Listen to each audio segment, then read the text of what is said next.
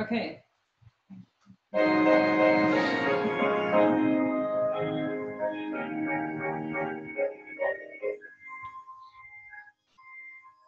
There shall be showers of blessing.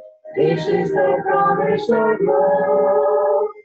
There shall be seasons refreshing, sent from the Savior above. Showers of blessing, showers of blessing we need. Mercy drops from the sun falling, but for the showers we plead. There shall be showers of blessing, precious reviving again. Over the hills and the valleys, sound of abundance of rain.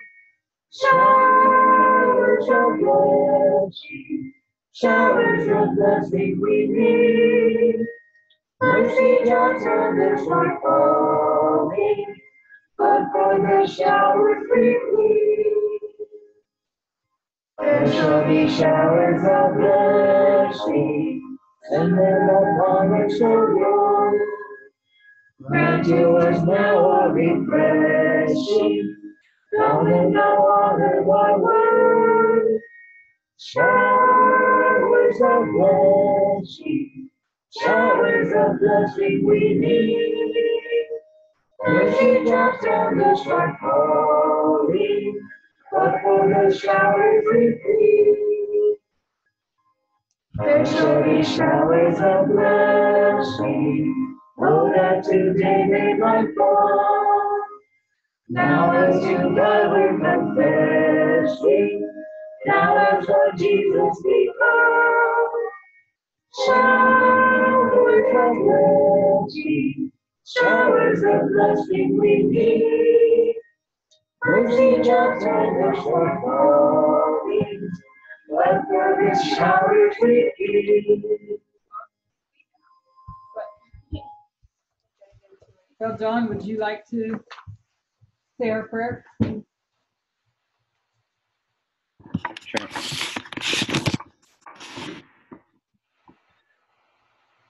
Dear Heavenly Father, Lord, we thank you for all the blessings of this Sabbath day, to be able to come together and to join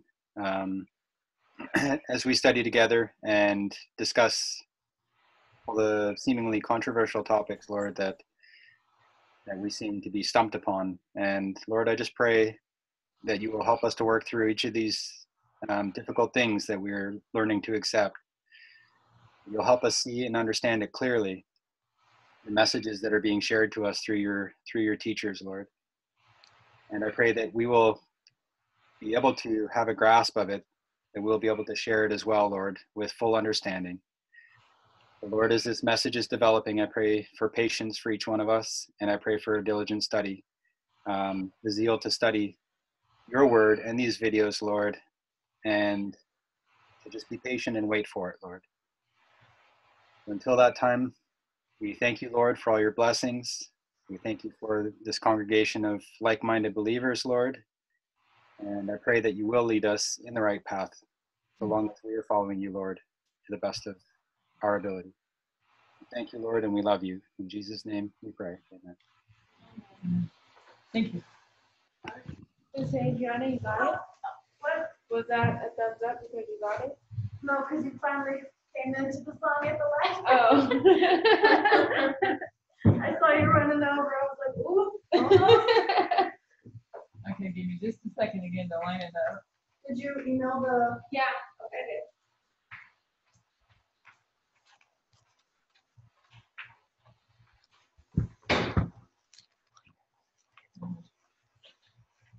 Okay. The next class here is the one on Pyrrhus in Italy. And we've been going through it for a long time, that Pyrrhus' life comes in two parts.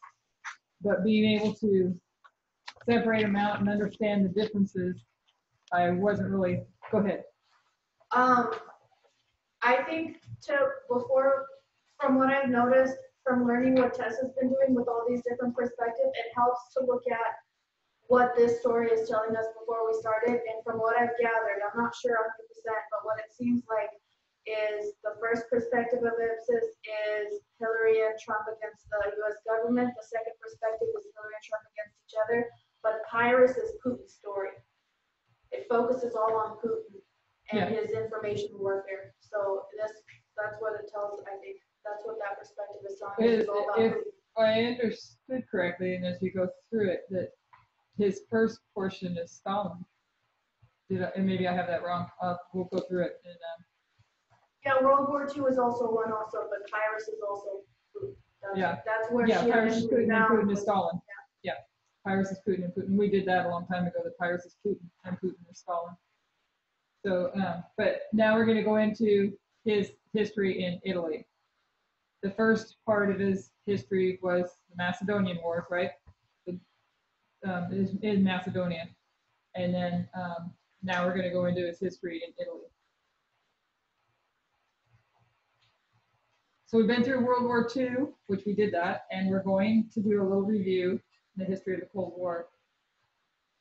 And I have some links in here for various things. Again, do you have a question? No? Okay. Some links in here as well that can be clicked on. Again, the slideshow, the PowerPoint presentation will have some different things, more things in it than the actual PDF file the notes does. So hopefully if you can open up PowerPoint, you can open up some of these links. So from the Office of the Historian, a website run by the U.S. Department of State, they say that this period of working together in World War II was one of the highest points in the relationship between, she didn't say Stalin and Hitler, so I was trying to piece it together for my own self and do some research because that's what I was assuming she meant, and I kind of wanted to confirm it, but I was still kind of struggling it. But anyways, that was where they did have a relationship together, was during World War II. And it's not the highest point between the United States and the Soviet Union because they were forced to work as allies. And then World War II ended and they agreed to a couple of things with Stalin. Churchill, being from Britain, Roosevelt from the United States, agreed to a couple of things that Stalin had wanted. They granted territory in Eastern Europe and the division of Germany. One reason they were so generous to Stalin, as we've been studying the war in Europe, is that there was still Japan. Roosevelt and Churchill wanted Stalin's help in Japan. They were willing to grant him much of what he wanted in Eastern Europe. They agreed to these things at a number of conferences, particularly the Yalta Conference. So I put a couple of links. I went to the Office of Historian to try to find some things. And I did not have the time to read through many of these documents, but they're from what I understood, maybe somebody's been there before and there's probably different things in different places, but in a particular area that I was looking in, they're the correspondence of the ambassadors to the United States that are there, that are writing back. That's what it looked like to me. So there's a lot to read through to try to get to the comments that she was referring to. So, but there's some interesting things in there. I did read some of them. So I just put the links there, and anybody can go to those pages, and you can search in different pages. What I did when you first get to the page, to the website, I think I clicked on history. I think that's what it was, or something. But then you wind up with all the different presidents, and I went to Roosevelt, that time period, and then you can zoom in on particular years and particular countries depending on what's broken down. So it was pretty helpful. There's a lot of information there. On May 8th, 1945, the Allied troops and the Soviet troops invaded from east and west, and they met on the Elbe River. In Germany, the Allies and the Soviets met here and shook hands, showing that all of Germany had been won. On the west were the Allies, mainly the United States, and on the east was the USSR. One held the portion of Germany west of the river, and the Soviet Union held the east side of the river. Each taking a portion, Germany remained divided. So you can see up here, certainly not a good map, a rectangle instead. And I have my line a little bit out of place here. But on the west side, you had the Allies, and on the east side, you had the USSR, this being the Elbe River. And it may not even be placed in the same place. Forgive me. I'm right, trying to depict that. Okay, so let's see. The Iron Curtain, huh? The squiggly line is a river. Oh, sorry. That's okay. I know that I'm not an artist, so we're good. Let's see. So when the war ended, Stalin began to set up puppet governments that were communist. The Iron Curtain fell across Eastern Europe, where it became isolated from the West. Stalin had a problem. The conditions were not so good in East Germany as they were in West Germany. People were just leaving. Thousands of people would just walk across the border. So they built the Berlin Wall. It wasn't just a wall, but it was two walls between a long period of sand. They had guards that were armed, and their job was to shoot. He created a high border through Germany, especially through Berlin. That is what came down in 1989. The Iron Curtain was actually a fence that covered the rest of the border, while the Berlin Wall was only in Berlin. But the whole city of Berlin was on the side of the Soviet Union, and Stalin had promised half of that city would stay allied to the West. The United States made it clear that if he was to take West Berlin, it would be war. Not only was Germany divided, but Berlin itself was also divided with the Iron Curtain, but also the wall through Berlin itself. At one stage, he cuts off supplies to West Berlin and essentially placed it under siege. The United States had to fly and airdrop in supplies. Germany itself, particularly, was where there was tension between East and the West. Go ahead. I looked into the history of that, and the amount of people and the tenacity of the people that the ingenuity to try to cross that wall was incredible. Many died, some dug tunnels underneath. There was one family who figured out how to make an air balloon and float it over. There were some crazy stories of people crossing that wall, but it was like this desperation to see because they split families. Families were completely split in half. So people had families on either side and they didn't know how to get to them. It was horrible. Amazing what mankind will do. But this message is splitting families. It was on the news one other night, and it was saying, this man and woman, they're married, and they've been married for 20 years, but one's a liberal and one's a Republican, and how is their marriage staying together?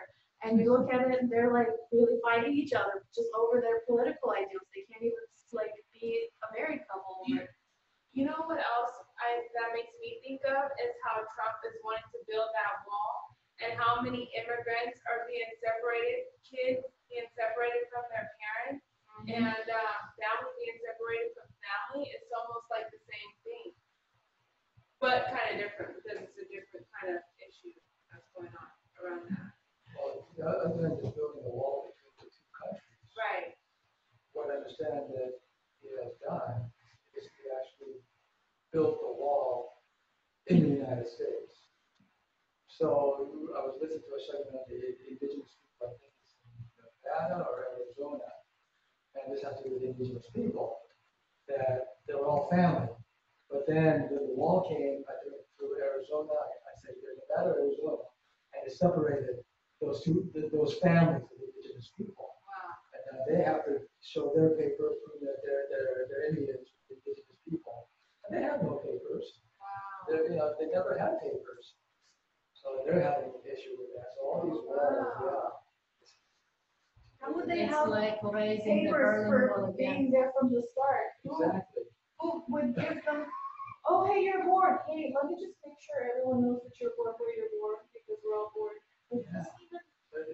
So the Iron Curtain was, in the first place, a non-physical boundary dividing Europe into two separate areas from the end of World War II in 1945 until the end of the Cold War in 1991. The term symbolizes the efforts by the Soviet Union to block itself and its satellite states from open contact with the West and its allied states. On the east side of the Iron Curtain were the countries that were connected to or influenced by the Soviet Union, while on the west side were the countries that were allied to the United States or nominally neutral. Separate international economic and military alliances were developed on each side of the Iron Curtain. Secondly, It refers to the 7,000 kilometers long physical barrier of fences, walls, minefields, and watchtowers, and Iron Curtain that divided the East and the West. The Berlin Wall was also part of this physical barrier.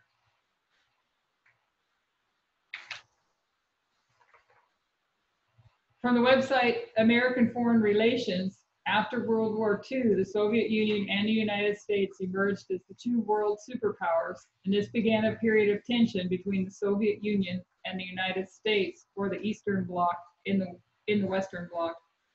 I think it's supposed to say "and the Western Bloc." In 1948, the United States began a campaign of sanctions. Just 3 years after the war ended, the United States was beginning to isolate the Soviet Union. They used a couple of strategies in the Cold War. One was sanctions, and another was the defense buildup that was designed to make it too expensive for the Soviet Union to keep up with them. The one we want to make note of was their use of Radio Liberty and the Voice of America. This is what they used. It's really interesting because is it really any different than what Putin is doing here? No? Okay. So I just want to make sure I got that right. So this is what they use to encourage unrest inside Poland with the Solidarity movement. While we want to note... There's two radio stations. Two radio stations. Yeah. Those are the ones that you had to hide. listening to. Those are the ones you had to hide and listen to? Yes. Oh, okay. These were the ones that helped bring down communism. Okay. Yes. Wait, So- what? I missed that too, radio. Well, she was talking about it earlier. They weren't allowed to listen to these radio stations. She said, but in the privacy of their Yeah, homes, they would go sneak and jail, listen to them. jail for this. So you would lock the doors and turn on the radio. So let's see here. So why we want to note these radio stations is that the funding behind them is the same part of the U.S. government that's also funding the deep web. The same actions are happening today, but they have different tools. It's moved from radio to internet.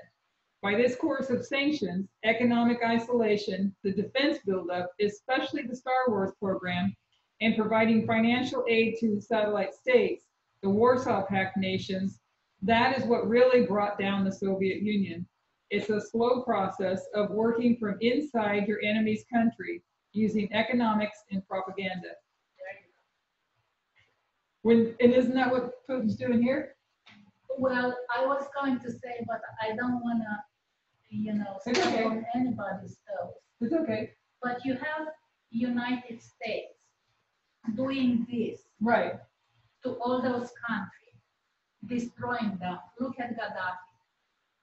They work with people from the inside. They do this all how do you call this? Cyber media, Yeah. from the inside, destroying a country. That's why Putin says, never again. He looks at what is happened there, and he sees all that as a threat for his country and for himself. He says there's no safety anymore if this big brother does this to everybody, and after all, what's the right of the United States to destroy all the other countries other than gaining power, right? And he says, okay, I'm going to fight the same way. So let's see what's going to be. So he's doing the same Now thing.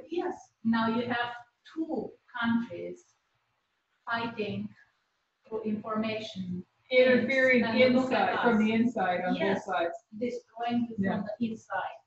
Yeah. So now they really have to figure out who's more powerful. Yeah, but this is like, defending himself, because you can't take care of your country, you can't do anything because there's somebody else telling you what to do. And that's why they don't like the Britex anymore in Europe, and, don't want They don't anymore. like the what? What did you say? It's the European Communion and all that. Let's see. Okay, so it's a Because slow, pretty soon you have somebody controlling you, yeah. It's a slow process of working from inside your enemy's country using economics and propaganda. When the Soviet Union fell, how did it fall? It fell from the inside, and unless you knew what the United States had been doing, you come to 1989 and the fall of the wall and have no knowledge or understanding that this could be a battle between the king of the north and the king of the south. When we come to our time, it's something that we need to understand and remember that in Daniel 11:40 part B, as it shown in 1989 to 1991, by the time we get to what you would call the battle, it falls from the inside. You don't necessarily see the other country's involvement. This completed the study of the Alpha history, the first portion of Pyrrhus' life and the king of the south under Stalin. Now we're going to look at the second part of Pyrrhus' history, his career, Pyrrhus' career, the first part being Macedonia, and now we'll discuss his campaign in Italy.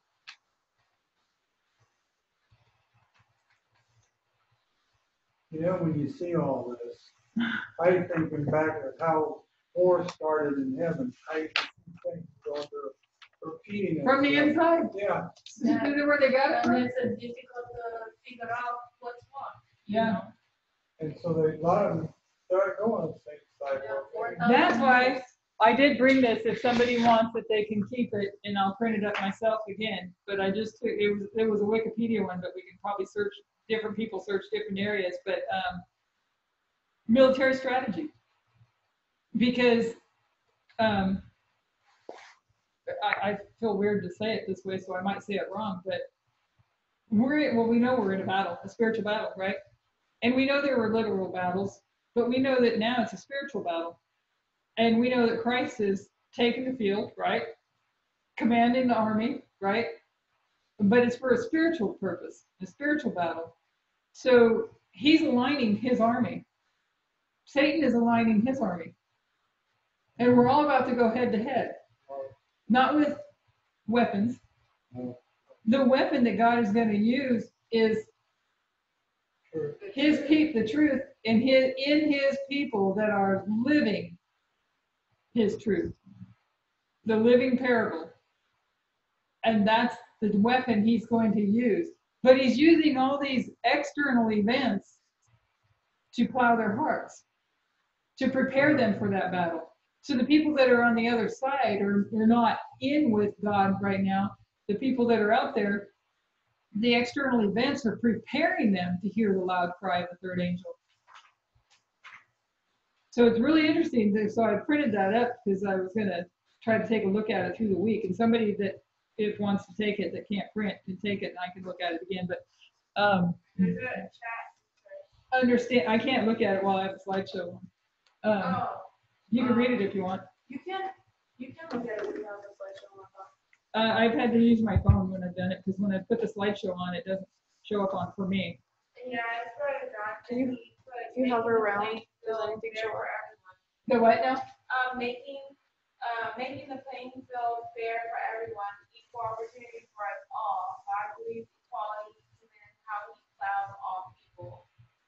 That's his comment. So you guys have to keep up with that because I just tried it again, Adrian. I tried it a couple times last week when I have a slideshow on it. It won't pull up for me. Yeah, but how is it going to look like now when there is this war going on between King of the North and King of the South? And we, with our message, come in, and it's going to look like we're taking sides in this war, right? All these conspiracies and stuff, isn't it? Well, to some people, that's the way they're going to perceive it. But the plowing that God is doing on their hearts is preparing them to hear, and preparing them to I don't know how to say that. But they're being prepared. Yeah, but I'm saying for all the people out there that don't understand, Yeah. that's what's going to look like, and they will say, kill them. Yeah, well, because you're going to have two classes of people, and that would be that class of people that they're going to see that. Plus, if one class is going to blame us for everything. Exactly. Well, yeah, that's because it looks like we're going to take sides in this war. And we're going to be blamed for earthquakes and everything else, too. Yep. Like the Jews. What are you going to say? The power of the Holy Ghost must be upon us, and the captain of the Lord's host will stand at the head of the angels of heaven to direct the battle. Solemn events before us are yet to transpire. Trumpet after trumpet is to be sounded, file after file poured out, and one after another on the inhabitants of the earth. Did you catch that? The captains of the Lord. There's more to that. You go to last week, what you were talking about. There's trumpets there. What else is there? Trials. Yeah, I know. This is one of the quotes I had for that, but Yeah. So the vials are there. In 285 BC, Pyrrhus leaves everything but Epirus itself, and he never threatens Lysimachus again. Go ahead. but that means this is happening after close probation. So he never threatens Lysimachus again. So he is totally defeated. If he wants to strike back, it won't be in Macedonia. It'll be a different location. As all of this is happening in 285 BC, there is a stirring in Italy, a buildup for a new war. We began to discuss this when we began Pyrrhus. What was happening inside Italy at this time? We see on the map of Epirus, he's lost all but the borders, so he comes home and he's stationed in Epirus in 285 BC. So we have our map. I don't think I added anything to this map.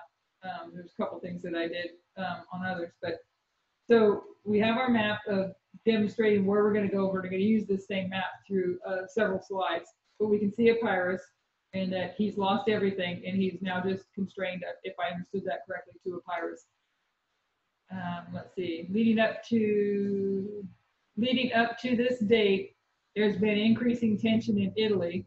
Rome has slowly taken over the north, and now it controls all of northern Italy except a few tribes at the very north. In southern Italy, it was different to northern Italy. In the north, there are tribes, but in the south are Greek city-states. We considered the Greeks in the south to be their relatives. They weren't extremely powerful on their own, and if they needed help, they would write back to Greece and send ambassadors. Over these city-states, there's one powerful one that considers all of the others to be under its spheres of influence. Tarentum is on the east side, and on the west side, another city called Thurii. In these city-states, they had internal division. Two political parties, both fighting for the other control, fighting the other for control of the cities. One were the Democrats and the other the aristocrats. As we pick up from their name, what the Democrats wanted was to keep the Greeks united. When Thurii came under the threat of the barbarian tribe, the Democrats wanted Tarentum to protect them.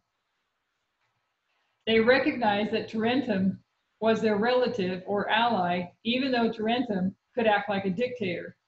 It was better to stay under control of your family. The Democrats wanted to ally with the Greek relatives.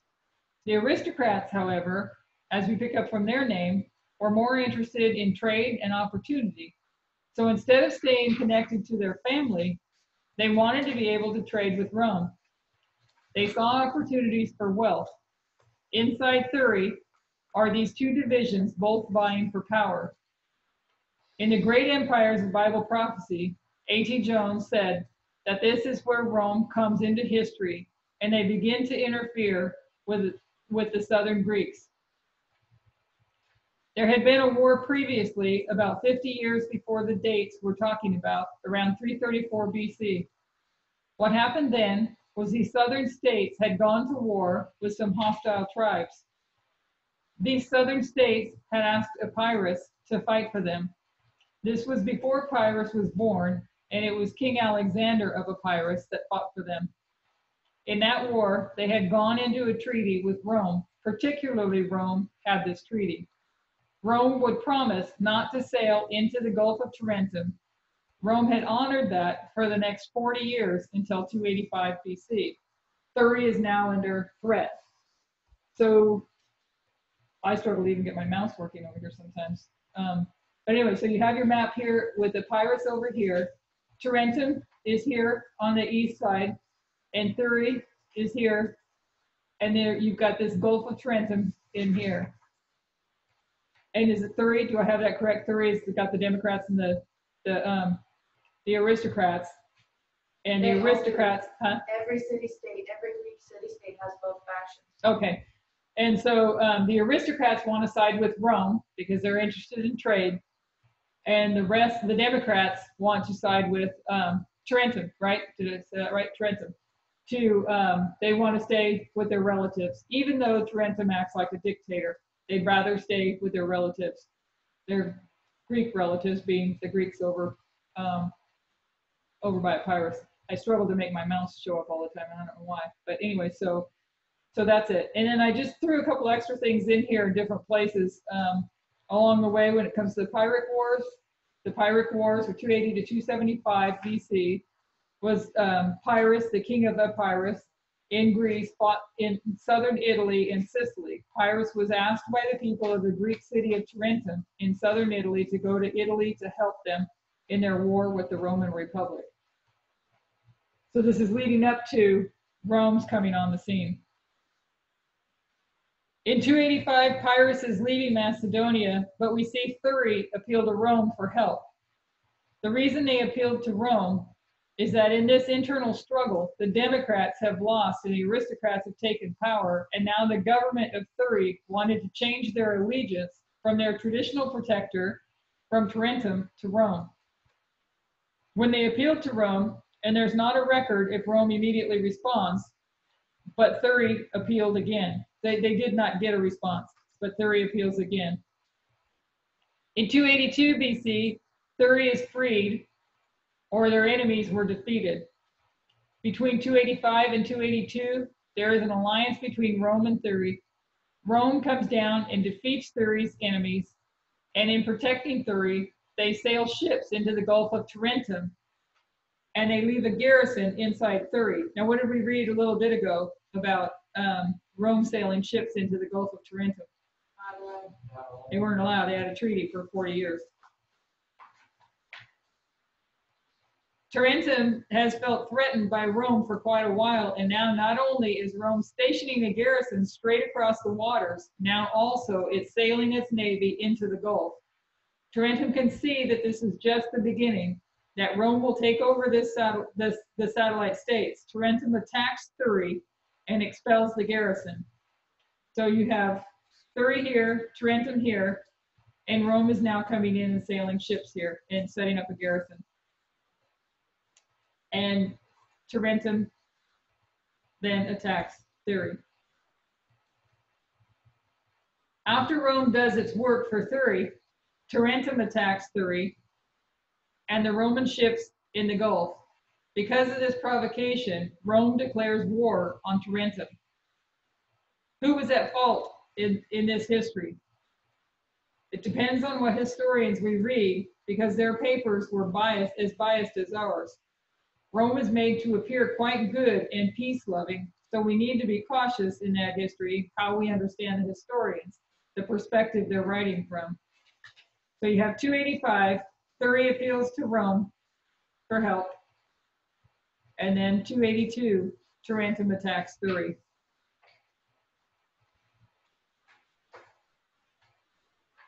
When Rome declares war on Tarentum, Tarentum knows that it's not strong enough to withstand them. They sent ambassadors to Epirus and asked Pyrrhus to come and fight for them. Since Pyrrhus had no involvement now in Macedonia, he's open to venturing elsewhere. In 280 BC, he set sail from Epirus and arrives in Tarentum and begins preparing it for war.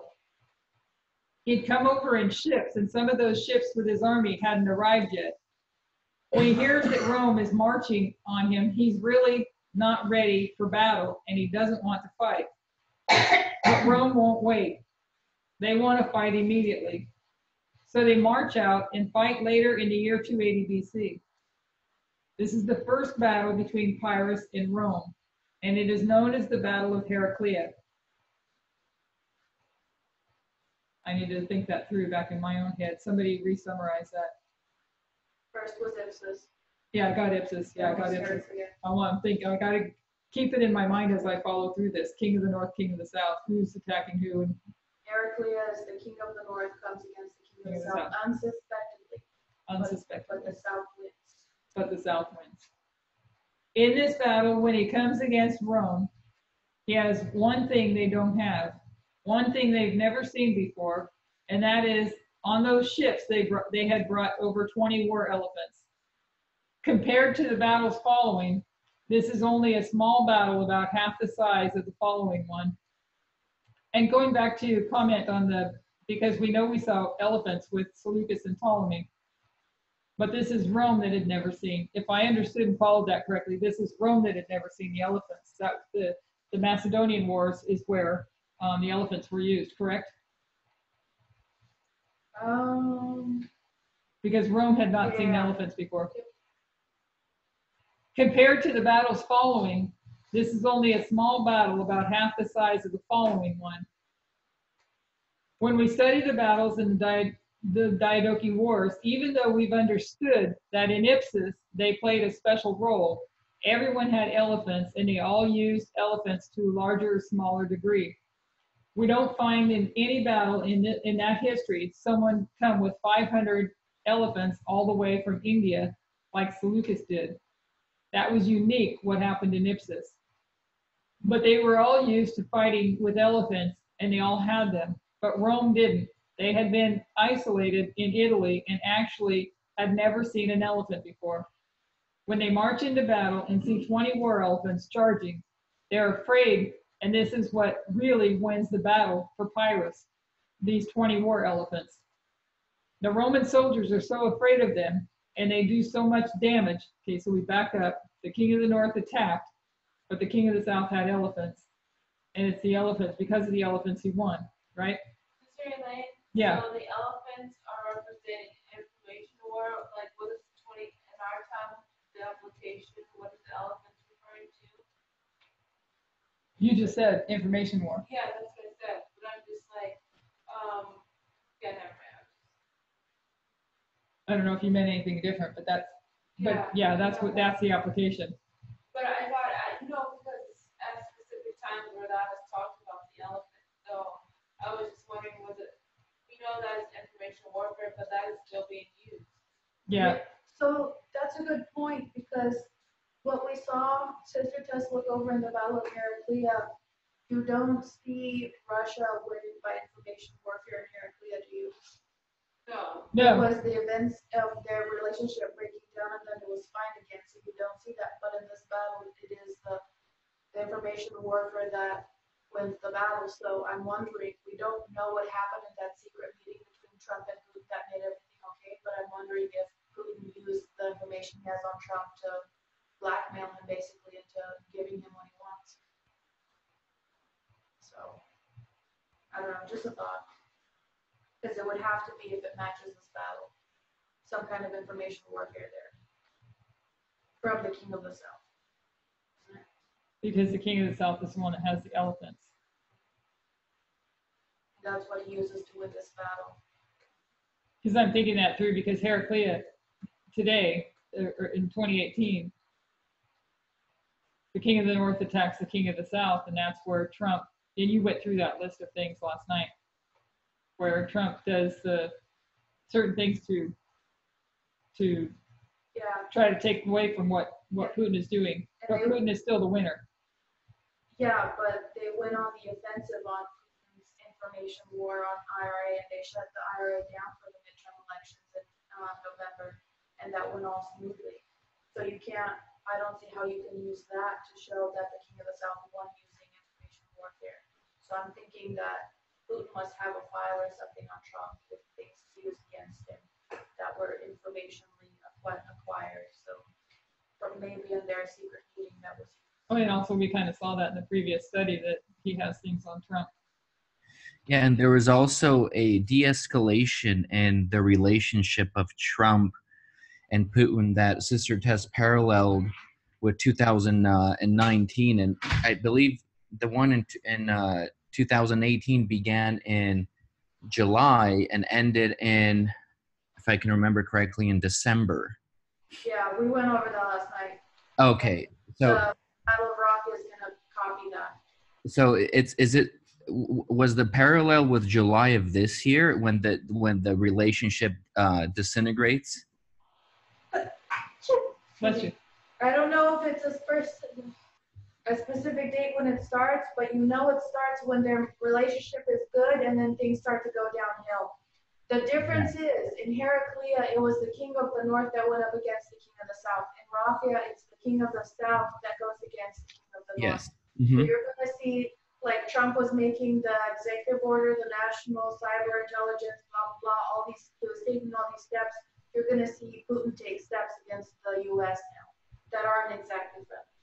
Yes. Okay.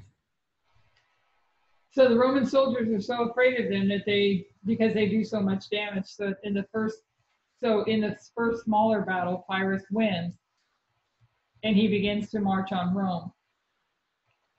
So if he begins to march on Rome, Rome's the king of the north. So Putin wins, and he begins to march on the United States, leading to Raphia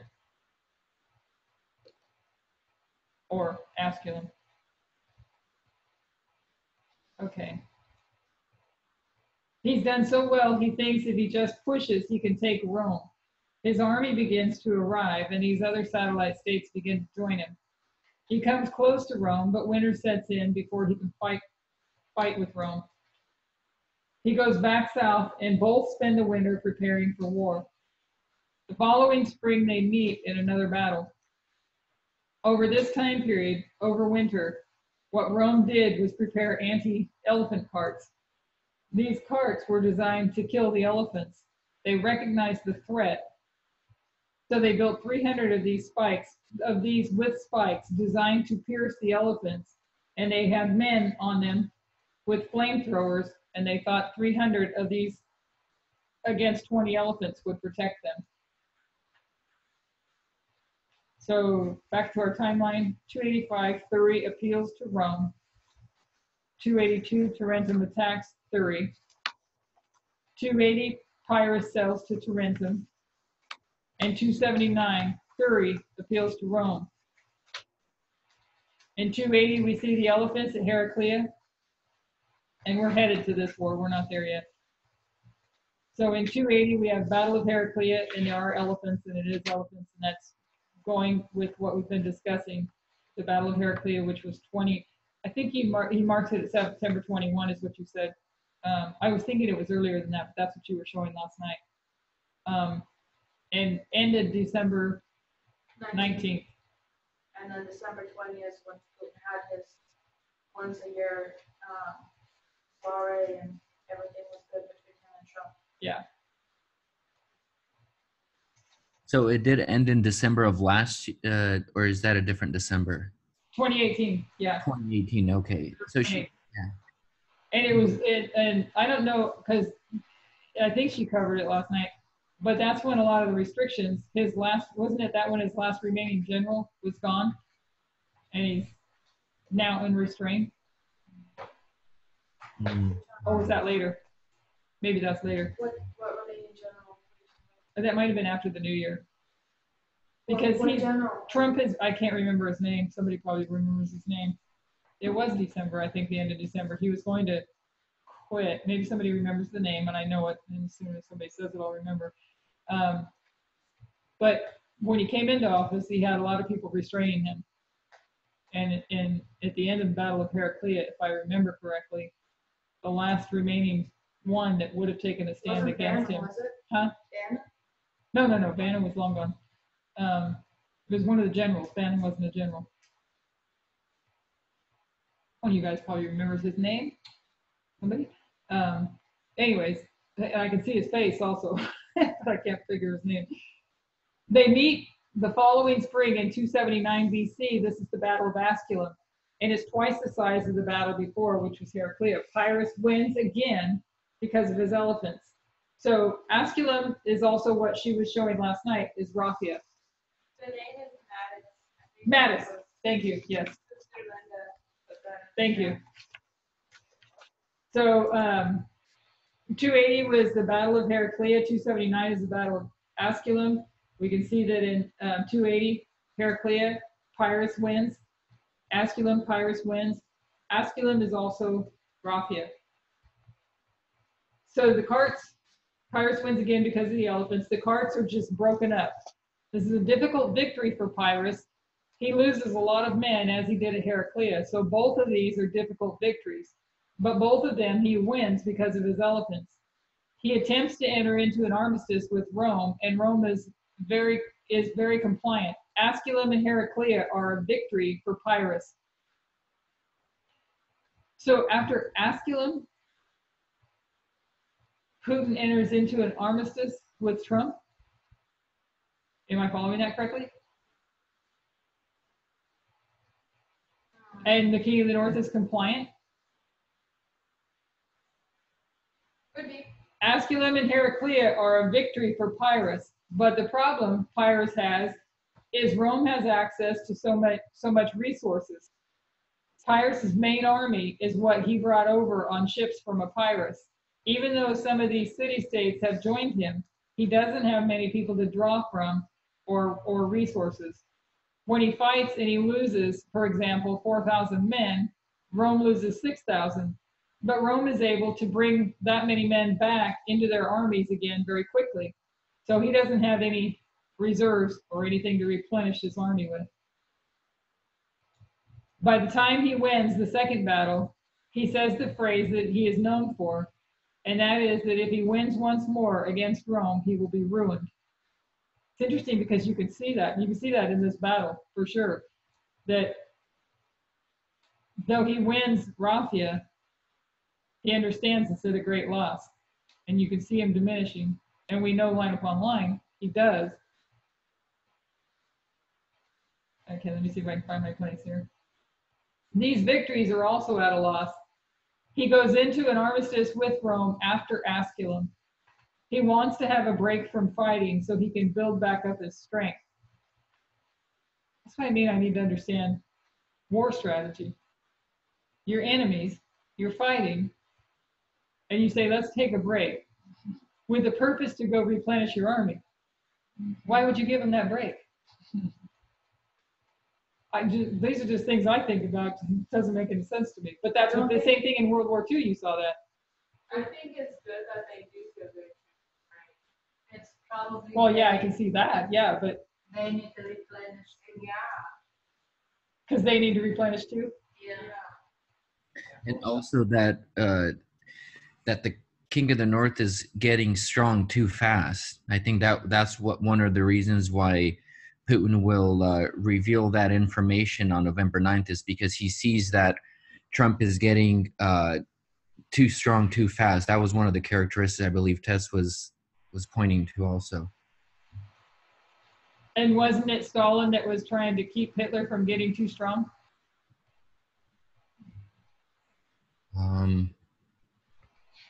Yeah, I'm pretty sure that was a point that was made that he was trying to keep Hitler from getting too strong. South of Rome is the island of Sicily. Sicily is under persecution because under Sicily is Carthage, and Carthage has taken over Sicily. The men of Sicily come to Pyrrhus and ask him to leave his efforts in Italy and come to Sicily and protect them and expel Carthage from Sicily. Pyrrhus agrees. He sees a new plan. Instead of taking Rome, he knows he's too weak at the moment to do that. He thinks if he can take Sicily, then due to their location or geography, that they are navy builders and they will build him ships. He plans to take over Sicily, build many ships, and then with the strength of that navy, come and defeat Carthage. So you have on your map here, I can make my mouse come up here, we've got, here's Tarentum, here's Thurii on the other side, Italy, Rome is up here in the north. We're talking about these southern states, city-states, but now he's going to go to Sicily. But Sicily is under Carthage. Control of Carthage. Once he has Sicily and Carthage, he can sail back around to Greece. Then he can meet the three surviving generals. He can defeat them and take Greece and go up and take Macedonia. And then you circle back around and take Rome and Italy. He has big ambitions to take them all. He still has this grand plan, but his focus has changed from Italy to Sicily and Carthage. He sails over to Sicily and frees it from Carthage, all except for one city is freed. Then he begins to put Sicily to work with building this navy. The people had not expected him to use them in this way. So they begin to rebel against his dictatorship. Because they are rebelling, he takes over Sicily very much as a dictator, using Carthage as his excuse. He puts garrisons in the cities, begins killing their politicians or replacing them with his own men. He really shows himself as a dictator in Sicily. So this is after Asculum, right? Are we trying to say that Putin hasn't already showed himself as a dictator? Or is something going to change in this process? What do you mean? What are you talking about? Oh, because this is where it says he especially shows himself as a dictator. He's always been a dictator. He's always been a dictator. It almost sounds like Trump is being talked about. Trump is I know, but it's talking about Pyrrhus. So it sounds like he's even going to be war. Yeah. Sure. But like we were reading earlier, people in Russia don't care or don't mind the way he is. But what Sicily is a sphere of influence because it's outside of Epirus and it's outside of Rome and it's under Carthage. So one of the countries that he's managing in the sphere of influence wise, he's going to treat really, really poorly. Is what I'm thinking. Outside of Russia. Yeah, it's outside of Russia. Okay. While he's in Sicily, he also comes under financial pressure. He's, This, just a random thought that crossed through my mind, but I thought it was really interesting. Carthage was a lot like Rome. They dressed a lot like Rome. I'm wondering if it can be something like a China kind of. Because there's, oh no, because that's Rome. Never mind. I have no idea what I'm talking about. Go on. Well, it's good to explore these thoughts anyway. Carthage was really big in that time, and they almost destroyed Rome. And I don't know why we never look at that, but they almost destroyed Rome. And that's where the whole Hannibal story comes in. The guy crossed the mountains Alps, and when outmaneuvered Rome, they almost destroyed him. Very interesting. I don't know why that's not. While he's in Sicily, he also comes under financial pressure. He's running out of money to build his navy. What he does, he hears word that there's a temple, and underneath this temple, to this goddess, is this huge amount of wealth. He decides to take all the gold, and he raids the temple. He places it all on ships and sends it back to Tarentum to fund his war effort. There's two different stories of the two temples, one in Sicily and one up in Italy. Most historians tell the story of it being in Sicily. One historian tells it being in Italy. Wherever it was, most of the gold ends up in the bottom of the ocean.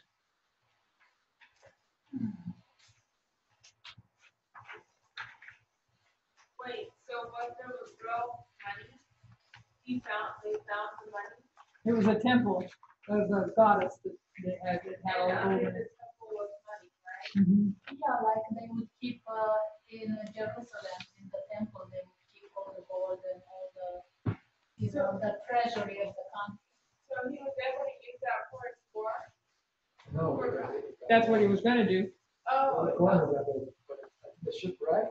Yeah, but Yeah, he winds up, we're going to see he winds up returning some of it. the point is that he went there and destroyed the religion, destroyed, So it's another country that he does it to. yeah. So is that going back to Daniel 11? Because that's those verses where he goes to the temple, right? I think so. Because it's after Heraclea. No, it's after Asculum that he goes to the temple, right? Because Asculum is Raphia, so it's after Asculum that he goes to the temple, and it's after Raphia that Ptolemy Philopater goes to the temple and desecrates it. I was going to look it up real quick. So it matches up. Verse 11, Daniel 11, and the king of the south shall be moved with choler, and shall come forth and fight with him. It's in verses 13. Yeah, I know. Even with the king of the north, and he shall set forth a great multitude, but the multitude shall be given into his hand. And when he hath taken away the multitude, his heart shall be lifted up, and it shall be cast down, many 10,000s, but he shall not be strengthened by it. Raphia is 11 and 12. Yeah. Okay, I thought you just said 13. Raphia happens, and then after Raphia. Or after goes- Raphia. Yeah. And the history of verses 13 and 14 are the history between Raphia and Canaan. Between, Verse okay. 15 is Canaan. Okay, so verse 13, for the king of the north shall return and shall set forth a multitude greater than the former, and shall certainly come after certain years with a great army and much riches. That's the king of the north, though, if I'm understanding that correctly. So there's a link to this, to the King of the South that goes back, and it's in the Daniel and Revelation that talks about it, where he goes back to destroy a temple, enters into a temple, he wants to desecrate the temple, right? Yeah. Okay, I guess I need to brush up on that to get this. Anyways, we'll continue this because it does talk about the temple a little bit more. While they're sailing back to Tarentum, there's a storm and they were wrecked on the shore. Pyrrhus panicked. He thought it was a judgment from the goddess. That's the goddess of the temple that he just ransacked. He gathered up all the gold that he could of it and put it back in the temple. By this stage, things were so bad in Sicily that they write to Carthage and asked them to free them from Pyrrhus. So they want their old dictator back. They realized that, oh, I guess so. They realized their old dictators were better than the new one. Around this time, Pyrrhus is hearing word that Rome is marching down to Tarentum. He knows that they're under threat in Italy. They've broken the armistice. Sicily has not gone according to plan, so he sails back to Tarentum. As he's leaving, Carthage attacks him, and he barely makes it away from the island. He meets Rome one last time at the Battle of Beneventum. In this battle, he again comes to it with his 20 war elephants. In this battle, he's defeated. What happens in this battle? In that battle, this story is told. You have the army of Rome and the army of Pyrrhus, and the elephants are charging towards Rome, but one of those elephants, it's believed that she heard her calf wounded as Rome attacked a younger elephant. The mother of this elephant heard its cries and panics. She turned around, and when she did that, she led all the others. They followed her and charged back over Pyrrhus and his own troops. And this is what lost him the battle. However that happened, the elephants turned around and charged over Pyrrhus. Even by his own elephants, we can see that elephants still decided the battle.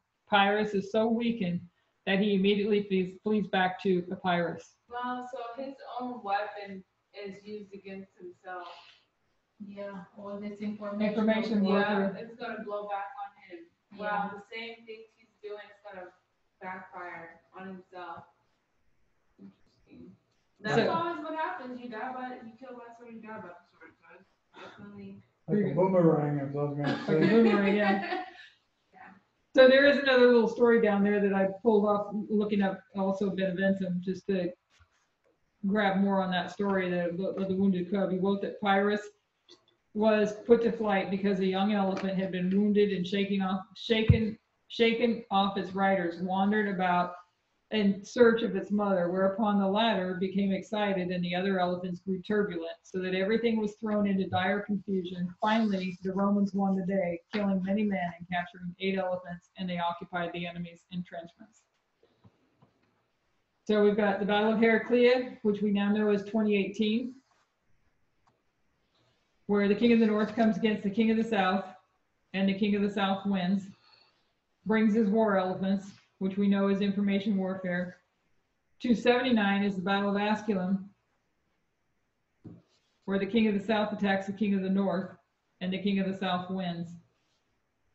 There's an armistice there that I don't know that I understand that part of it yet, between the King of the North and the King of the South.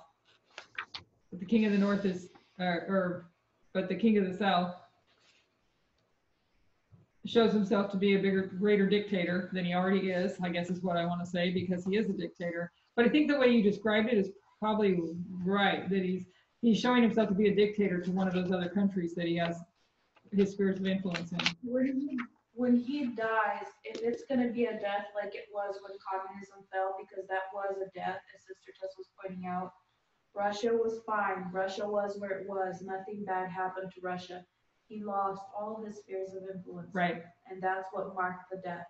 So it might be a time in history where Putin is still there, Russia is still there, they're still operating, they're still going about their They lost his business. spheres of influence. But he's out of Iran, he's out of Syria, he's out of everywhere where he was before, Venezuela, wherever he was. No one wants to do business with him. And that's exactly what happened to Ptolemy Philopator, because he used his spheres of influence. The Egyptian people, they rebelled against him and they separated themselves, like half of Egypt separated itself from Egypt. So Really all a not different, just really, go ahead. Did you mention that is this going to be marked by Putin's death, or is it just going to be it's going to be entirely informational? Yeah, that's what we're talking about, not being a physical death, but Okay. the death of the king of the south isn't any. Putin will still remain, but the So king of the Putin south. will still be in power. Well, I don't know about that. I mean, I don't know, but it'll be the death of the king of the south. It's not necessarily the death of Putin. Yeah, it's but just the spheres of influence. Yeah. Yeah. But it's really interesting that the things that we're learning. It's like, wouldn't we all do well to let our brains be washed by the Bible instead of maybe some of these people read some of these things and they see themselves through the other side and they want to go out and fulfill it. You know, it's just amazing when you think about it, that if they, I think what I think is amazing is we're seeing these people fulfilling these roles. I think I wrestled with it in my mind. Your life is now being depicted out in these verses in the Bible, and yet look at you do it anyway, kind of thing. That's just kind of interesting. Oh no, I was just thinking that it's okay. It kind of left me. At the Battle of Beneventum, it's over for Pyrrhus in Italy. He flees back to Epirus. We just want to mark a few things about the name Beneventum. At the time this battle was fought, it was not called Beneventum. That's because of suspicion that the Romans had, but after a couple of victories, they changed its name to Beneventum from Maleventum. Maleventum means bad event or omen. Being suspicious, they thought that this was like a bad prophecy, so they changed its name from bad event to good event, Maleventum to Beneventum. And a couple of places I was looking at here, Beneventum was a Roman colony located along the Via Appia, originally called Maleventum, when the Samnite city was conquered by the Romans and made into a colony in 271 BC. The name was changed to Beneventum, meaning welcome, from the older Maleventum, meaning badly come. Its location along several important highways meant Beneventum was an important center for communications in the Roman Empire. I remember my question. So does that mean that when the death of Russia occurs, that Putin will come under Trump's kind of like, how can I say it? That they don't come into an alliance, but he has to like all have to surrender to the United States. Exactly. Yeah.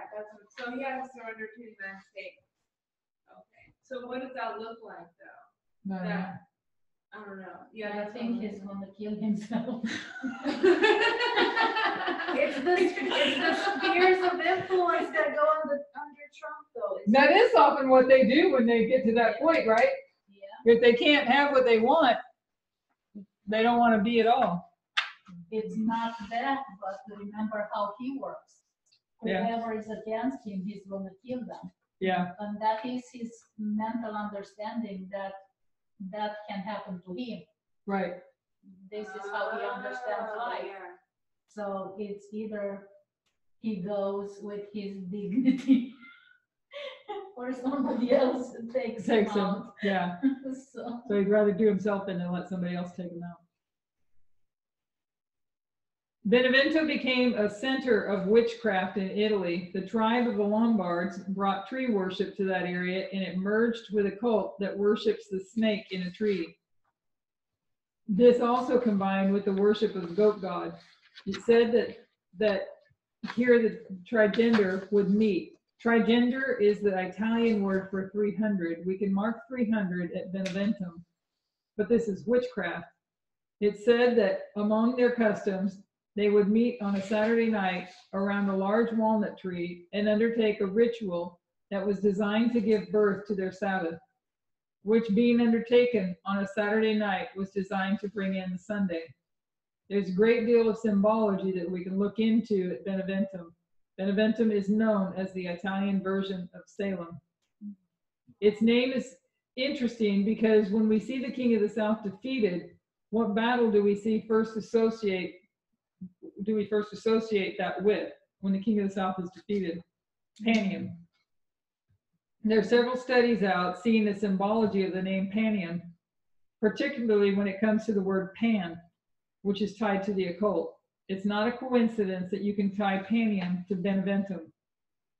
This is where we come full circle. This is the history of Pyrrhus that has brought us all the way back to 273 BC. This is the history we've spoken about with Pyrrhus in Rome.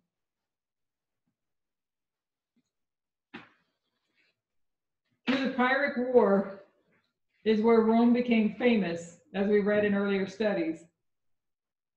We went through Acts 27 to the 273 representing the Levites.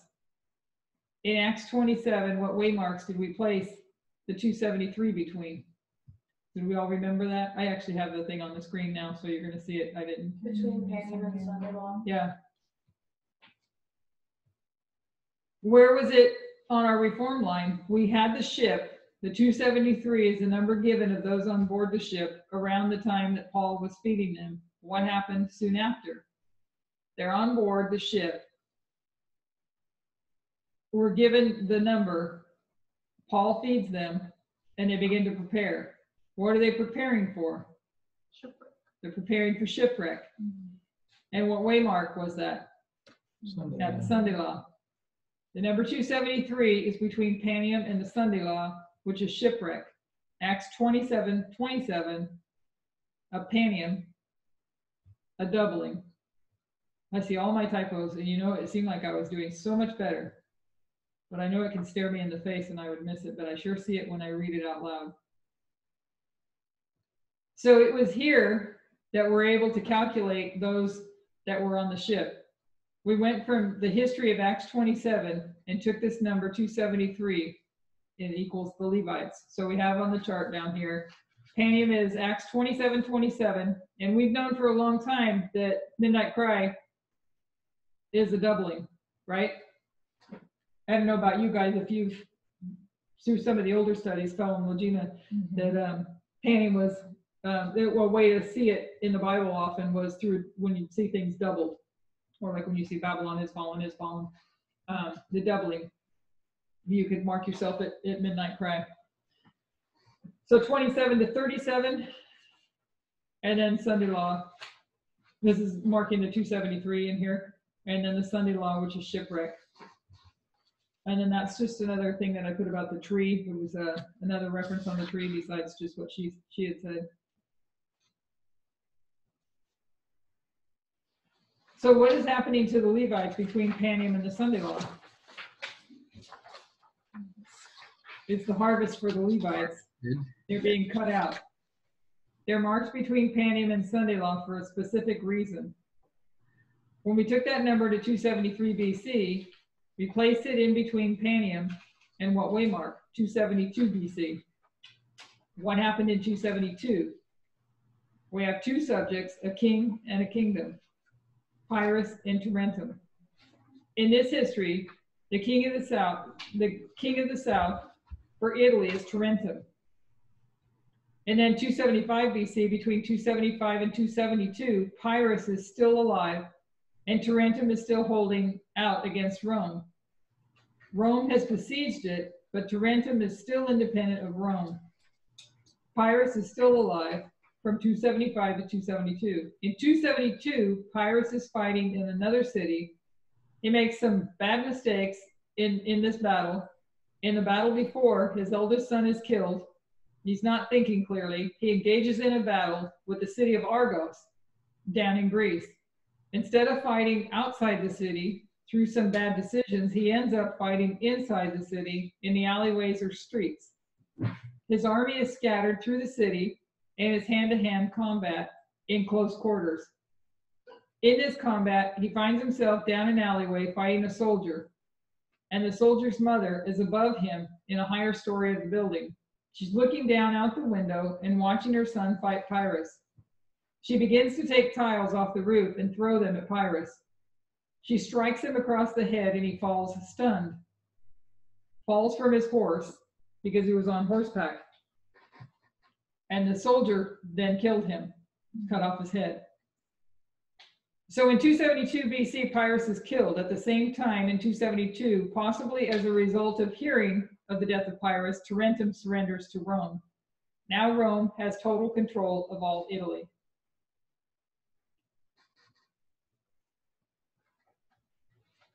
So we've got up here the 273.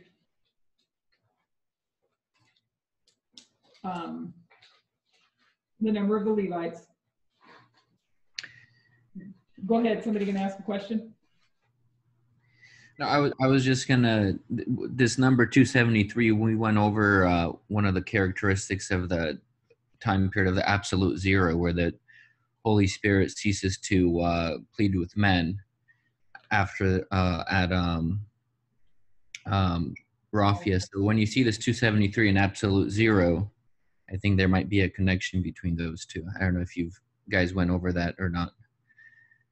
Well, in here, if you're going to mark that as the Holy Spirit not pleading with man anymore, you're not even at the Sunday law yet. So he is still pleading with man. But I listened to what you said about the absolute zero. So I don't know. No, it's where the priests are already sealed and harvested. They're already, their time period of is over at midnight Christ. So for them, it's the harvest is over. I don't know how you guys apply that, but yeah, I don't know, because the priest harvest is 2019 Raphia, not Beneventuri. So I'm not sure, because I know it has to mean more, but I don't know. Yeah, I don't know. But guys, we know 272. So now Rome has control over all Italy. If Italy is the king of the north, and that's Trump, so Trump has control over everything. Is that correct to say it that way? Yeah. Because remember when Pyrrhus went down, it was when Rome sent ambassadors to Egypt and Egypt sent ambassadors back. So it was now welcome to the world stage of everything. Yeah, and that's coming up. Everything is yours now. So yeah. Because that's who Rome is, that's who Trump is in this story. He's the king of the north, and Rome is the king of the north. Okay, so we're going to go to Argos. Means white, bright colored white, or also golden and glistens. Why did they name it Argos? It's believed that there was a plane. I tried to do a little research on this, and I didn't find things that I wanted to put in here. It's believed that there was a plain around the city or beside the city known as the Argolic Plain, and this is where they grow all their grain. So when it came time for harvest, this is what you saw, the color of the wheat ready to harvest. The color of wheat, what does the Bible say the color of harvest is? Anybody know? I don't remember the verse, but I know what it says. Color? No, it's white. White? Jesus said it, that it's white for harvest. I can't think of where the verse is. Maybe somebody wants to look that up, but white for harvest. Oh, that's after the woman in the well. Huh? That's after the woman in the well. Yeah, probably, huh? That would be John. Yeah, after the woman in the well, after she goes to tell her people what white Jesus for the harvest, done, yeah. They came down while they were coming down. That's when he said yes. And it's interesting, they're white for the harvest, and it's not because of the work that they did. Yeah. So the color of wheat when it's ready to harvest is this bright white appearance. This is one of the proofs we used in Acts 27 when we were looking at the city of Lycia, because it also had the meaning of bright and white, and we placed Lycia at Sunday law. Through this history, Rome's becoming famous. And because they defeated Pyrrhus, a nation where the generals had not considered of any great importance, they take notice because they knew Pyrrhus from his prior history. But he wasn't an easy enemy to defeat. When Italy defeats him and refuses to give up, even though they were losing, Ptolemy particularly takes notice. He wants an alliance with Rome, at least some type of communication with them. As A.T. Jones said, Rome's reputation now spread all over the known world because of the war with Pyrrhus. So we would say that Trump becomes known, he already is known all over the world, but It's interesting. So let me keep going here. Says Ptolemy sends ambassadors to desire an alliance. We read a quote from the book, A Critical History of Early Rome, that said that Rome's defeat of Pyrrhus was a clear declaration to the ancient world that the Romans had arrived on this world scene of warfare and politics. This is recognized in 273 BC when Ptolemy sends ambassadors to Rome. In 272, Rome sends ambassadors back to Egypt, and there's 3 consuls. Of the leading members, Fabius Maximus Georgius. And what does Fabius Maximus Georgius mean? Fabius means flood, Maximus means maximum. So it's the total flood or complete flood. Is it Georges that means flood though? Yeah. What are you saying? I have them backwards?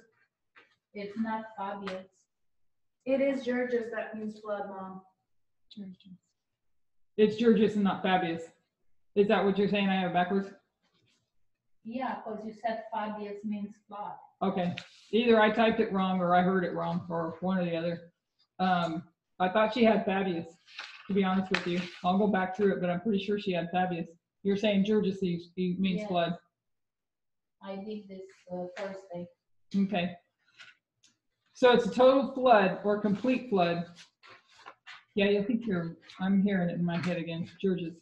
So correct that, guys. It's Georgius that means flood, not Fabius. And Maximus means maximum. And then what does Fabius mean? I don't know.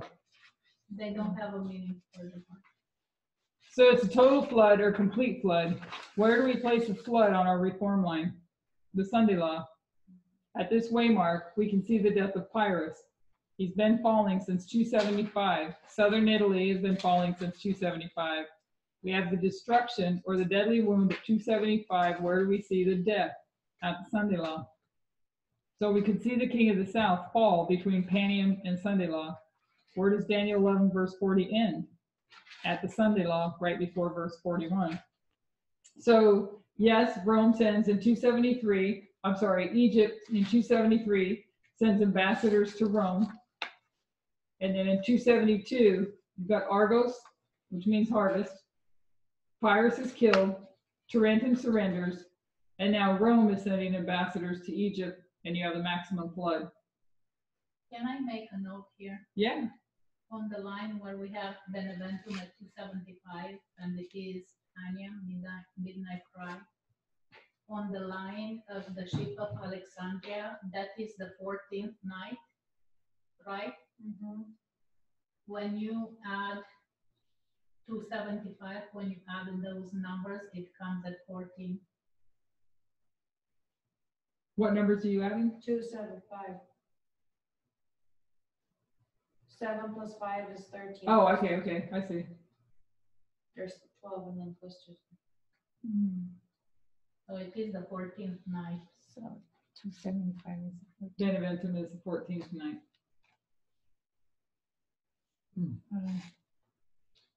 So in Pyrrhus is, Just a note. no, that's okay.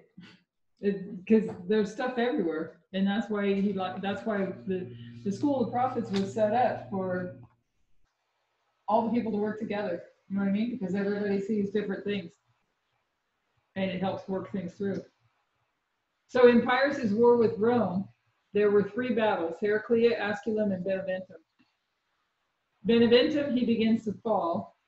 275, he's defeated. Southern Italy is defeated. 272, they killed him, and he's finished. We see Rome begin to emerge and be recognized by all the nations. We see all the symbology of the harvest, just like we did in Acts 27, and also the maximum flood. We've taken Pyrrhus's life. He's only about 15 years old when he goes into an alliance with Demetrius. And we can see it in 2 parts. First, in his history in Macedonia, then his history in Italy. His Alpha and his Omega history. His Alpha history clearly typifies the history of the King of the South in our time, and also in its early history. This is where we begin to get involved in world affairs, where they begin to get involved in world affairs. We've traced them from their birth to their death, the beginning of Pyrrhus's political life to the end of his political life. And then when we come to our history, the beginning of the King of the South, it's first fought with the King of the North. First fight with the King of the North. This is the history of Pyrrhus and Demetrius. This is the history of the Soviet Union and Germany. Then we have Pyrrhus against Rome. Now we have Russia against the United States in the Omega history. In our next class, we'll quickly review Pyrrhus in Italy and begin to make application. We need to consider our Omega history. Another point we're laboring over and over again, that the Millerites is an alpha history. It's there to typify the history of the 144,000. The only reason you have an Omega history is because the alpha history didn't complete the work. It ended in failure. Even though there are some subtle differences, the alpha history is there to typify the Omega. We have to take the alpha history and overlay over the Omega history and make application. We'll consider application of Pyrrhus in Italy, but also our histories of World War II in Macedonia. So this was just from one of our previous slides. We've got an alpha and omega, Miller and the 144,000. You break the line, you bring the 144,000 down underneath Millerites. One typifies the other. So you have an alpha and an omega here, and that you can learn things from the alpha history. The alpha history was a history of failure, and the omega will be a history of success. And I think that's it.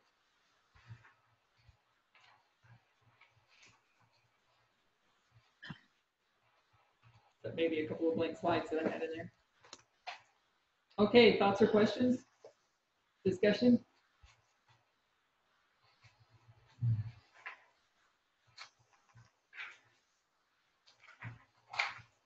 Anybody? Silence. I think I heard something last night. I was listening to a presentation, and something clicked for me in regards to the liberals and the conservatives. When Sister Tess asked a question, who are the bad ones and the good ones? Are the liberal doing good, or the conservatives and the liberals? And she paralleled it with internally with what took place in 2012. You know, and that was something that really was pretty nice. Does anyone remember her saying that, the liberals and the conservatives? And bring it in internally with Parminder, and the conservatives meaning those who were the leadership of that time period. You talk about 2012 inside the church, then internally, is that what you meant? Yes. I am not remembering right now 2012. There's a lot to be said about 2014. 2012 is when we had the message of time open up, if that's what you're talking about. Yeah. So that's how she paralleled it. She asked somebody, who are the liberals doing the good thing, or the conservatives? And so the liberals now are the ones who are doing the good thing, and the conservatives. Oh yeah, I do think I remember hearing that. And then she brought it internally and said who was doing the good thing and the bad thing internally, the liberals or the conservatives? Yeah, because the conservatives are the ones that are They're just like holding on to, they don't want change. they don't want to allow women's ordination and all these different things. Yeah. The conservatives are holding out. And you know what's really interesting is, because having not understood a lot of this for a long time, Sac Central was always like the conservative holdout. While all those other Seventh-day Adventist churches are out there eating meat and doing all the other stuff and setting up what do you call it, drums up on the pulpit and doing all these different things, and it felt like a safe place to be in the conservative church. And look how wrong it is. Yeah. So yeah, I remember that being said. Yeah. I don't remember what class it was. Brother Victor, were you going to say something? We're glad to see you there. No, that's it. That's just something that I found pretty interesting. Clicked for me last night, so I just wanted to confusing myself. share it. Yeah. Well, good. So yeah, So yeah, it was there's a lot to learn here, that's for sure. So anybody else? The part about the alpha and the omega, I don't fully understand that the concept there, especially on the last part where you have 144,000 and that last screen you had on there. Yeah, I'm gonna put it up again. That one? Yeah. Yeah. Well, which part don't you understand? Which part? Well, you have like the Millerites on top, which are the alpha. Then you get the 144,000 as the omega. And Because you could put it as one long line, where you have an alpha and omega. But because we have this period in between, you know, from 1863 to 1989, you can cut the line and bring the 144,000 down underneath the Millerites. Both ways you learn something. That's about the best I can do. If anybody else can do better, but you break the line and you bring them down underneath, and so you're going to learn different points, I guess you would say. And this is it's progressive this way. So she breaks the line and she takes this and moves it under to make it. is it like a comparison? Yeah. Yeah. Oh, okay. So first it's a progressive line, but then I forget what the other word is called when you put it underneath. Comparison. Compare and contrast. Yeah, you're breaking Okay. it. But yeah, compare and contrast. Okay, I get it. So, Thank you. Yeah, well, thank Christine. She put it better. Compare and contrast. I should have come up with that, but sorry. It's a lot to take in. I still myself am learning. So anyway, so it's helpful to me. It's funny because when I put together the notes, it seems like I get a lot of things, and then when I'm reading, it's like I miss points still. It really is beneficial to keep going through it, and praying for all of us to take full advantage because we're raised up for a reason. We realized this months ago that we're raised up to teach a message. The hard part is that we're learning that the message we thought we had to share is not the right message. So like Parminder has said, I think it was back in Tahiti maybe, we're all in the same place then. It's all even ground for all of us to learn the message, and actually easier for the ones that weren't around. They don't have to unlearn as much. But we are all being raised up to be teachers to go give the message to the world. And so working on everybody on a rotation process, we've talked about this a few different times. I don't remember if you guys were here when we talked about it. So, but once a month, we're going to be hosting meetings. So one Sabbath a month will be different than this. It will be like we did at Portola, one presentation Friday night and 5 on the Sabbath. But it's going to be done by those in California teaching. And so there'll be each one of us. Yeah, so there will be probably, and we can change it. I think everybody was okay with it this way. Through the web? 3, huh? Through the web? Or actually? Yeah, I'll get into that part. Because it's going to be both.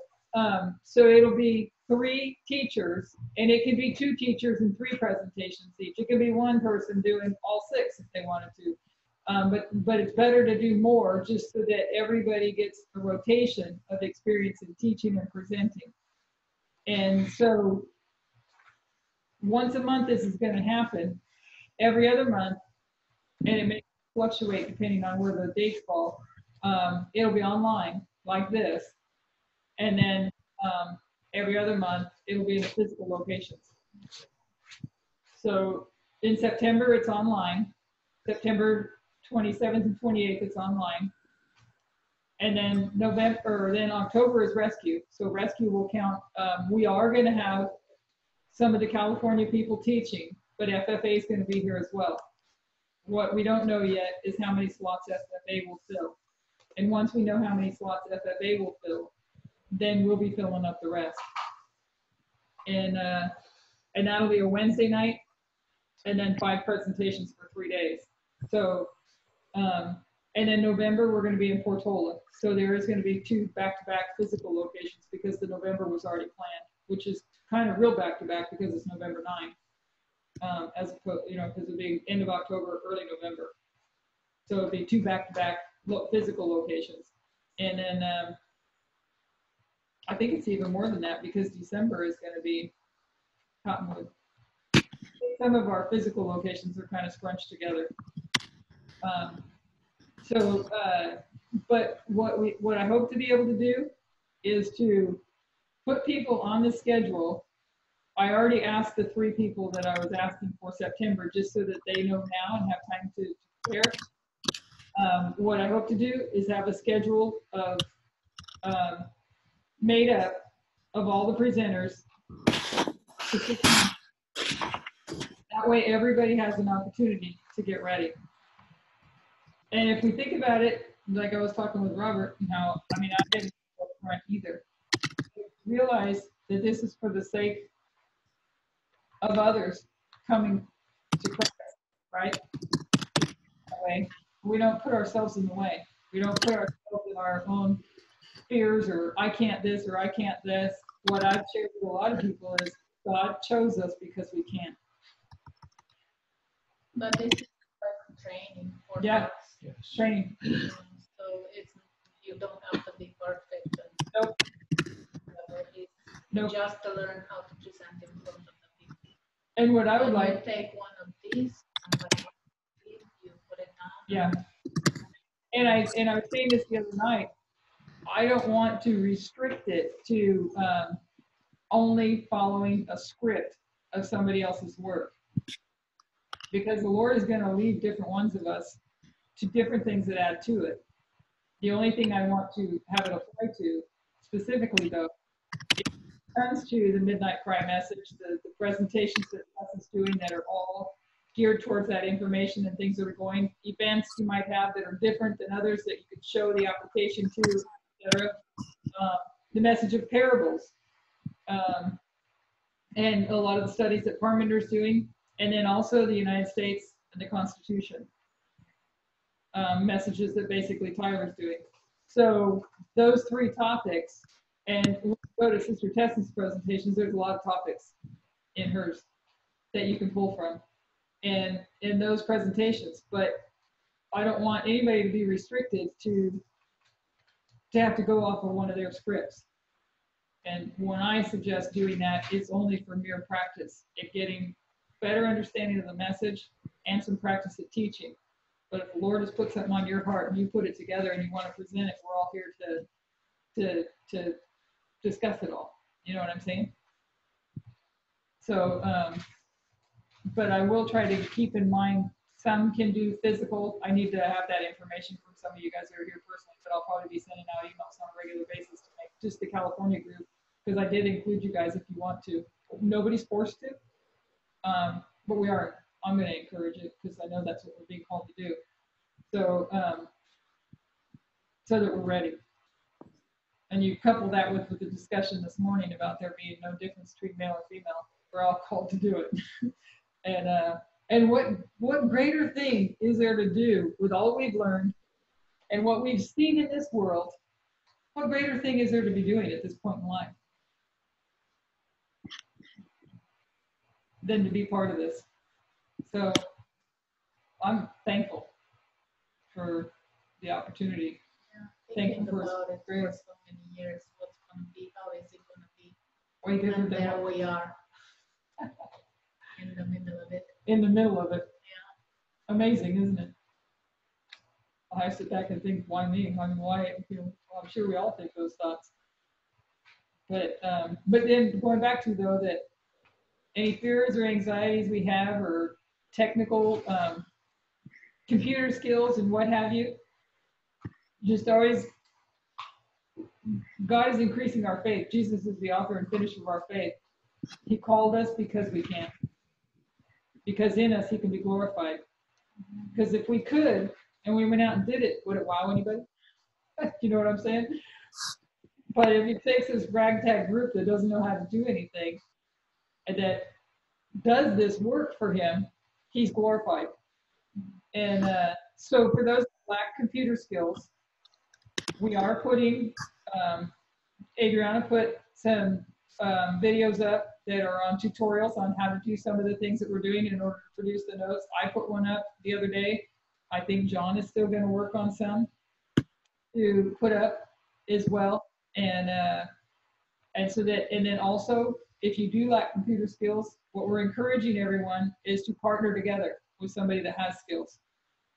And there are those that have been letting me know that they'll help, and I'll connect you guys. I don't want to send everybody to one person, so if there's others that want to do that kind of help, that'd be good. So, but the purpose is, there's a harvest ready to bring in, right? God's done the plowing, doing the plowing. He's going to pour the rain upon them, and he's preparing for harvest. We're going to go in and harvest where we didn't labor. Isn't that what the disciples did? They went and harvested where they didn't labor. Privilege. Yeah, what a privilege, huh? Any comments, anybody?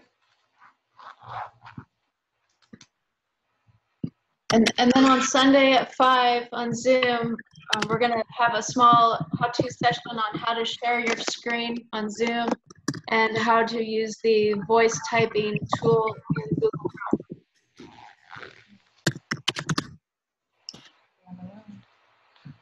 I don't know who the noise was. It might have been John. I just muted you, John. Yeah, he wasn't the only you. one with a microphone. So I thought it was John. So 5 o'clock Sunday, if you want to log in to the link. Is there another? We'll be We're on the road.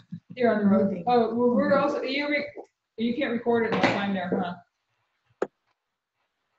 Christine, are you still there?